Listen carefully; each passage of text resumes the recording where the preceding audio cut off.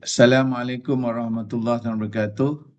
Jadi hari ini saya ingin menunjukkan cara bagaimana kita nak convert sematang voucher. Okey, ini sematang voucher contoh di sini kepada e-gold dan juga kita nak convert e-gold kepada STI premium.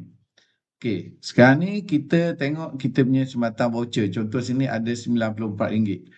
Berapa pun yang kita ada, kita boleh tukar. Okey, pertama kita pergi kepada e-gold.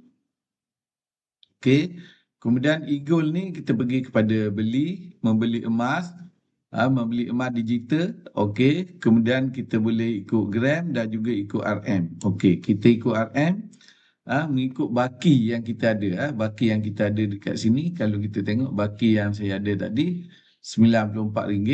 Okey, jadi baki ni kita tulis sini. Okey, mata voucher kita pakai sini, iaitu sebanyak RM94. Okey, RM94 kita tengok sini. Baki ada RM94 mata voucher ni.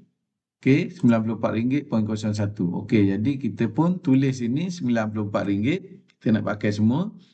Kemudian kita klik tebus. Okey, apabila kita klik tebus, bererti kita nak beli emas ini menggunakan nilai voucher kita RM94. Okey, nak convert membeli e-gold. Emas kita akan dapat 0.17 gram. Okey, sekarang saya beli. Sahkan pembelian. Okey, berjaya membeli. Ni berjaya membeli e-gold sebanyak 0.17. Okey.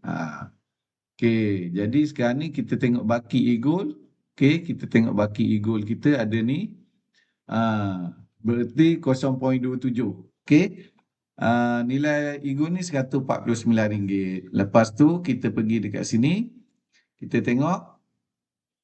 Okey, ada pembelian ada pembelian e-gold ni sini. Kita tengok RM94 kita ada beli. Okey. Ini pembelian menggunakan voucher.